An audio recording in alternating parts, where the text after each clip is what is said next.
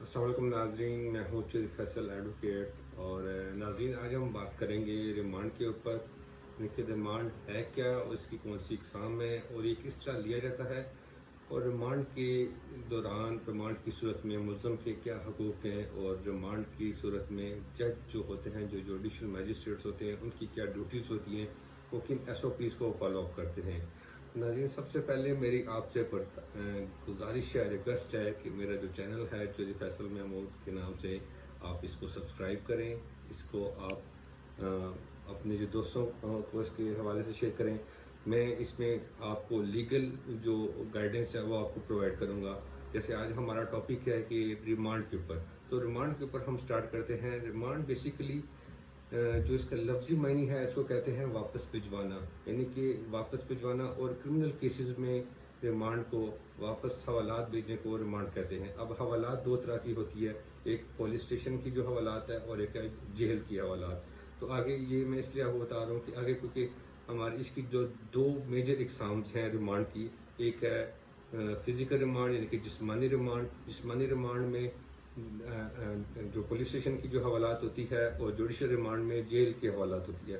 तो सबसे पहले आपको मैं ये बताता चलूँ कि पुलिस जब भी किसी शख्स को गिरफ़्तार करती है, तो क्रिमिनल प्रोसीजर कोड है CRPC, उसका सेक्शन 61 है। उसमें ये कहा गया है कि पुलिस जब भी किसी शख्स को गिरफ़्तार करे, तो उसको 24 घंटे के अंदर जो इसका रेलिवेंट पुलिस यानी कि जो उस पुलिस स्टेशन का जो इलाका मजिस्ट्रेट है, जो जुडिशल मजिस्ट्रेट है, उसके पास पेश करने की पाबंद है। यानी कि पुलिस जब किसी शख्स को गिरफ़्तार कर लेगी, तो उसको 24 घंटे के अंदर वो तफ्तीश करेगी अपनी, और वो अपनी उसको जो तफ्तीश के बाद और इलाका मजिस्ट्रेट के पास पेश करेगी। इन केस अगर उसको मज़ीद उसको यानी कि 24 घंटे में उसकी तफ्तीश नहीं कंप्लीट होती, और उसको मज़ीद इससे इन्वेस्टिगेशन करनी है, तो फिर वो ये करेगा, जो तफ्तीशी ऑफिसर होगा वो एक रिटन एप्लीकेशन लिखेगा जो जुडिशल मजिस्ट्रेट को, अगर जुडिशल मजिस्ट्रेट के पास पेश कर रहा है। अगर जुडिशल मजिस्ट्रेट उस टाइम छुट्टी पे है, तो फिर वो किसके पास पेश करेगा? तो फिर वो जो ड्यूटी जज होगा उसकी जगह पे वो उसके पास पेश करेगा। तो फिर ये है कि जब वो 24 घंटे के अंदर, और 24, एक बात यहाँ मैं मज़ीद क्लियर करना चाहता हूँ कि 24 घंटे होंगे कौन सी? 24 घंटे वो होते हैं जब जो ही किसी शख्स को उसने गिरफ्तार कर लिया, वहाँ से स्टार्ट हो जाते हैं टाइम। और जो ही जब वो कोर्ट में पेश करेंगे, तो वो 24 घंटे वो उसके लिए टाइम फ्रेम है ये। तो यानी इस गिरफ्तार करने से ले तक करने से स्टार्ट हो जाता है टाइम, और पुलिस का जो कोर्ट में पहुंचाने तक जो टाइम है, उसके उसको जो है ना, वो 24 घंटे के अंदर अंदर उसे वो कोर्ट में पेश करना है उसको। तो अगर मज़ीद उस केस में उसने तफ्तीश करनी है, और उसको मज़ीद उसका जो जिस्मानी रिमांड चाहिए, तो फिर वो एक रिटन एप्लीकेशन लिखेगा, जुडिशल मजिस्ट्रेट को रिक्वेस्ट करेगा कि मुझे इसकी जिस्मानी रिमांड चाहिए, मैंने इससे मज़ीद तफ्तीश करनी है। तो रिटन ऑर्डर वो हासिल करेगा, तो तब वो फिर उसको मज़ीद वो अपने पास वो हवालात में रह सकता है।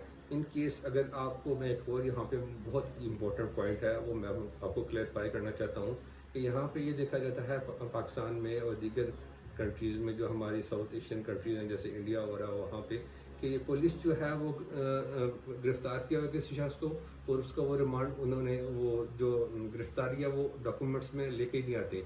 यानी कि जो उसका रोज़नामचा है पुलिस स्टेशन का, उसमें वो नहीं इंदराज करते, और दीगर जो इसके उनके रजिस्टर्स होते हैं वो उनमें इंदराज नहीं करते। और वो 5-5 दिन 10-10 दिन यानी कि जितना चाहे पुलिस को उनको अपने पास रख सकती है, और वो पुलिस स्टेशन में वो कोर्ट में पेश नहीं करते उनको। तो इस सूरत में आपको क्या कर दें? अगर आपको किसी शख्स को उन्होंने गिरफ्तार कर लिया, और 24 घंटे के अंदर, जो कि कानून कहता है कि वो 24 घंटे के अंदर पाबंद है कोर्ट के अंदर पेश करने के, तो इस सूरत में अगर वो 24 घंटे में वो पेश नहीं कर रहे, वो 24 घंटे से टाइम ऊपर हो गया, तो आपने जो हेबियस कॉर्पस की जो जो पटिशन है, यानी कि हफ्स बेजा की उन्होंने ये इलीगल उन्होंने रखा हुआ है, और हफ्स बेजा में रखा हुआ है, और रिट ऑफ हेबियस कॉर्पस की होती है हाई कोर्ट्स के अंदर अंडर आर्टिकल 199, वो आपने दायर करनी है, और उसके तहत हाई कोर्ट्स उनको डायरेक्शन देगी कि इनको आपने इलीगल अपने पास पुलिस स्टेशन में रखा हुआ है, आप इसको प्रोड्यूस करें कोर्ट के अंदर। वहाँ जब वो प्रोड्यूस करेंगे, तो फिर वो हाई कोर्ट पूछेगी कि आपने इनको क्यों इलीगल रखा हुआ है और किस केस में रखा हुआ है। अगर किसी केस में रखा हुआ है, तो इस हवाले से उसका चालान पेश करें, तो वो चीज़ें तो ये पॉइंट आपको उम्मीद है कि आपको क्लियर होगा कि अगर पुलिस 24 घंटे से ऊपर किसी को रखेगी तो आपने क्या करना है। दूसरा, पुलिस मैक्सिमम अपने पास तफ्तीश के लिए फर्स्ट टाइम अगर रख सकती है तो वो 24 घंटे के लिए रख सकती है। उसके बाद वो अपनी जो है मैजिस्ट्रेट से इजाज़त लेगी, रिटर्न में ऑर्डर लेगी। और रिटर्न में ऑर्डर आप अब ये भी चीज़ है कि तफ्तीश किसी केस की जो तफ्तीश है वो कितने दिनों के लिए वो पुलिस अपने पास कर सकती है। मैक्सिमम जो है वो तफ्तीश जो के लिए जो उनको टाइम पीरियड मिलता है वो 14 डेज़ का मिलता है। लेकिन नैब्स और नैब के केसेस जो हैं उनमें वो 90 डेज़ का भी रिमांड पे भी रख सकते हैं। लेकिन अब यहाँ पे जो 14 नॉर्मल जो केसेस हैं, मैं यानी कि आप कह लें कि 95% जो केसेस हैं उनमें वो 14 डे का रिमांड होता है। और वो 14 डे का रिमांड मिलता भी कैसे है उस पर आगे हम फर्स्ट जो आगे आएंगी चीज़ें तो उस पर हम वो आगे बात करेंगे। अब स्टार्ट करते हैं जो इसकी जो दो मेजर जो इसकी जो टाइप्स हैं, एक है जिस्मानी रिमांड और एक है जुडिशल रिमांड। जिस्मानी रिमांड ये होता है कि अगर पुलिस ने गिरफ्तार किया और पुलिस को मज़ीद उसमें इन्वेस्टिगेशन करनी है। अब इन्वेस्टिगेशन किस चीज़ की करनी है, उसने इन्वेस्टिगेशन इस चीज़ की करनी है कि उसने उस जो केस है, जो FIR है, उसके हवाले से अगर उसके कोई दीगर मुल्ज़मान हैं उनको पकड़ना है तो वो उस हवाले से उससे इन्वेस्टिगेशन करेंगे। या फिर उसमें जो कोई अलावा मुकदमा कोई हुआ है, उसमें मेंशन हुआ है, वो उन्हें रिकवर करना है, वो उस हवाले से इन्वेस्टिगेशन करनी है। या पुलिस उस केस के हवाले से उस मुलज़म से उन्होंने मज़ीद तफ्तीश करनी है कि कोई भी उस जो केस होगा, उस FIR होगी, उस हवाले से उसकी तफ्तीश करनी है। तो अगर उन्होंने करनी है तो फिर वो जज साहब को रिक्वेस्ट करेंगे, जुडिशल मजिस्ट्रेट को, कि हमें इनका मज़ीद जिस्मानी रिमांड चाहिए। तो इन्हें 1 दिन का, 2 दिन का, वो हो सकता है मांगे जुडिशल मजिस्ट्रेट वाले मांगे 5 दिन का, 3 दिन का, लेकिन जज साहब उनको 1-1 दिन का, 2-2 दिन का वो जिस्मानी रिमांड देंगे। तो अब अगर वो जुडिशल मजिस्ट्रेट उनको वो 1 दिन का, 2 दिन का, मैक्सिमम 14 डेज तक वो दे सकते हैं। इससे ज़्यादा वो 15 डेज का, इससे ज़्यादा वो नहीं दे सकते। तो अगर वो उनको दोबारा पुलिस को यानी कि तफ्तीशी ऑफिसर को उसका जो फिज़िकल कस्टडी दे देते हैं मुलज़म की, तो इसको हम जिस्मानी रिमांड कहेंगे।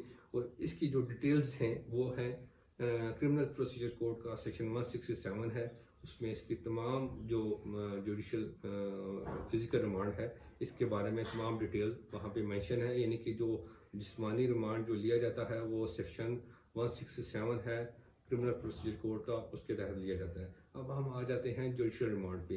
अब अगर तफ्तीशी ऑफिसर ये समझे कि मैंने इस केस के हवाले से मुलज़म से मैंने अपनी तफ्तीश कंप्लीट कर लिया है और मुझे इसका जो जिस्मानी जो कस्टडी है वो मुझे इसका मज़ीद नहीं चाहिए, तो वो फिर जज साहब को रिक्वेस्ट करते हैं कि जो मेरे इस केस में तफ्तीश मुकम्मल हो चुकी है, तो आप मुझे इसकी कस्टडी मज़ीद नहीं चाहिए, तो आप बेशक इनको जुडिशल ऑर्डर भी कर दें। तो जुडिशल ऑर्डर के लिए वो रिटर्न रिक्वेस्ट करते हैं और जज साहब उनकी जुडिशल ऑर्डर की रिक्वेस्ट को एक्सेप्ट करते हुए इनको जुडिशल कस्टडी कर। दूसरी सूरत ये भी हो सकती है कि आप किसी तफ्तीशी ऑफिसर ने फिजिकल रिमांड के लिए रिक्वेस्ट की हुई है, लेकिन जज साहब ये समझ आए कि नहीं, इस मुलज़म को उन्होंने बेगुनाह है, ये मुलज़म इन्होंने इसी तरह बेगुनाह इसको गिरफ्तार किया हुआ है और इसको मैं बहुत चांस इसको दे चुका हूँ तफ्तीश के लिए, इसने मज़ीद ये तफ्तीश नहीं करनी, यानी कि जो मैक्सिमम तफ्तीश हो सकती थी वो तफ्तीश उसने कर ली है। अब तफ्तीशी ऑफिसर ने तो उसने जिस्मानी रिमांड के लिए रिक्वेस्ट की हुई थी, लेकिन जज साहब ने अगर समझा कि नहीं, अब इसकी तफ्तीश हो चुकी है, अब इसको मज़ीद तफ्तीश की ज़रूरत नहीं है, तो जज साहब जो तफ्तीशी ऑफिसर की जो फिज़िकल रिमांड की रिक्वेस्ट है वो उसको ख़त्म करते हुए जुडिशल रिमांड भी कर सकते हैं। तो जुडिशल रिमांड ये होता है कि यानी कि आपको जेल की हवालात में भेज दिया जाता है, उसको जुडिशल रिमांड कहते हैं। अब इसमें हम मज़ीद कुछ पॉइंट्स जो हैं वो बहुत इंपॉर्टेंट पॉइंट्स हैं, वो मैं आपसे डिस्कस करना। जज साहब की क्या ड्यूटी है इसमें कि वो किन SOPs को, किन रूल्स को वो फॉलो अप करें रिमांड की सूरत में। तो उसमें ये है कि सबसे पहले जो जुडिशल मैजिस्ट्रेट्स हैं वो ये देखें कि वो जब मुलज़म को पेश करें तो उनको सबसे पहले उनको एक वकील करने का जो राइट है, वो जो article 10 A of constitution of Pakistan कहता है राइट टू फेयर ट्रायल, कि वो उसके तहत वो उनको एक राइट दें कि वो वकील अपना वो करें, ताकि अगर उनके वकील या उनको कोई इस रिमांड के हवाले से, उस केस के हवाले से कोई ऑब्जेक्शन फाइल करना है कोर्ट में, तो वो ऑब्जेक्शन वो फाइल कर सकें। दूसरा, इन केस अगर मुलज़म के साथ कोई मार पिटाई होती है, जैसे कि हमारे यहाँ का कल्चर है, यहाँ हालांकि तफ्तीश का ये मकसद नहीं है, जिस्मानी रिमांड का ये मकसद नहीं है कि वो जिसम उनको दे दिया, उनका कस्टडी उनको दे दी तो वो उनसे मार पिटाई करें और वो उनसे वो तफ्तीश करें। हालांकि कस्टडी, फिजिकल कस्टडी का मकसद ये होता है कि उनसे पूछताछ करके टेक्निकल तरीके से, साइंसी तरीके से उनसे तफ्तीश करें और अपने जो सबूत हैं और जो अपनी जो एविडेंस है वो कलेक्ट करें। अब अगर पुलिस मार पिटाई करती है, और ये आपके लिए बड़ी हेल्पफुल होगी चीज़, कि अगर पुलिस किसी मुलज़म के साथ मार पिटाई कर रही है तो मुलज़म क्या करे? तो मुलज़म जब वो कोर्ट में जब पेश किया जाए, तो उस टाइम जो जज साहब से वो रिक्वेस्ट करे खुद, या अगर उनके वकील हैं, उन्होंने वकील किया हुआ है, तो उनको वो वकील रिक्वेस्ट करें उनका कि जी इन्होंने तफ्तीश तो मेरे साथ ज़बरदस्ती की है और मुझे तफ्तीश के दौरान मेरे साथ मार पिटाई की है, तो जज साहब उस पर वो जो है फिजिकल जो है मेडिकल जो है चेकअप ऑर्डर करेंगे, और अगर वहाँ पे मेडिकल चेकअप में वो प्रूफ हो जाता है तो उसके जो तफ्तीशी ऑफिसर है और दीगर जो पुलिस वाले हैं उनके खिलाफ कार्रवाई हो सकती है, उनको सस्पेंड भी किया जा सकता है, उनको जुर्माने हो सकते हैं, दीगर जो जज साहब जो समझें मुनासिब। तो ये आपके पास एक लीगल राइट है। दूसरा ये इसमें बेसिक ये है कि उसकी जो मुलज़म जो जज साहब हैं उसकी बेसिक जो वजह है, यानी कि अगर वो जिस्मानी रिमांड दे रहे हैं तफ्तीशी ऑफिसर को और उसकी जो कस्टडी जो है वो पुलिस के हवाले करें, तो उसकी ठोस जो वजूहात जो हैं वो अपने ऑर्डर में लिखें, और पुलिस जो मुलज़म का भी जो वकील है उसने भी जो आर्गूमेंट्स किए हैं, उसने भी जो ऑब्जेक्शन फाइल किए हैं वो भी उसके ऑर्डर में लिखें, वो उसके ऑर्डर में मेंशन करें कि ये इनकी ऑब्जेक्शंस थे, मैंने इन पॉइंट्स की बेस पे इनको जो है इस वजह से इनको मैंने जो रिमांड के लिए मजीद दिया है। तो ये जैसा आपकी ड्यूटी है कि उस ऑब्जेक्शंस को अपनी जो ग्राउंड्स हैं उनकी जो फिजिकल रिमांड देने की वो वहाँ पे मेंशन करें। उसके बाद एक जो ऑर्डर जो होगा वो ऑर्डर की कॉपी वो जो है सेशन जज साहब को वो उसकी ऑर्डर की कॉपी जो भेजें।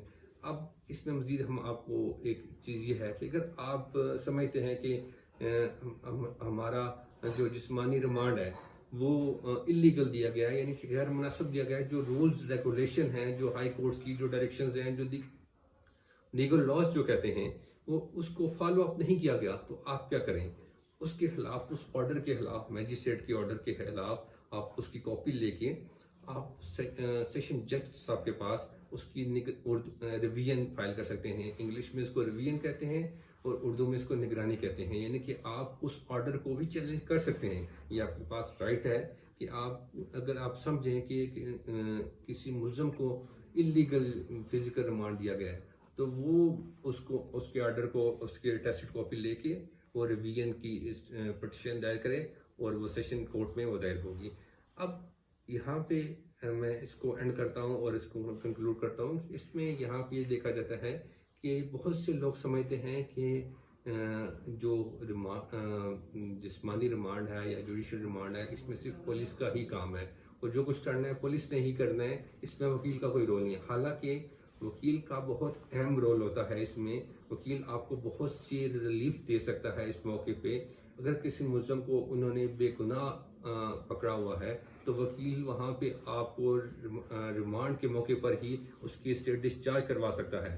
तो मेरी आपसे ये रिक्वेस्ट है कि जब भी आपको कोई मुलज़म किसी का पकड़े तो आप सबसे पहले वकील से कांटेक्ट करें, उस केस के हवाले से मशवरा करें वकील के साथ। तो वकील आपको वहाँ पे बहुत से रेमेडीज दिलवा सकता है रिमांड के टाइम पे भी। यानी कि वहाँ पे अगर वो इलीगल आपको किसी ने पकड़ा हुआ है तो वहाँ पे आपको वो डिस्चार्ज करवा सकता है केस से, यानी कि केस से बिल्कुल बरी करवा सकता है। यानी कि आपको दूसरा, अगर वो तफ्तीशी ऑफिसर बार बार उसका जिस्मानी रिमांड ले रहा है तो वकील उसको उसके खिलाफ ऑब्जेक्शन फाइल करके उसको जुडिशल रिमांड करवा सकता है और आपको जमानत दिलवा सकता है। रिमांड के मौके पर भी आपको वकील जो है आपकी जमानत आपको दिलवा सकता है।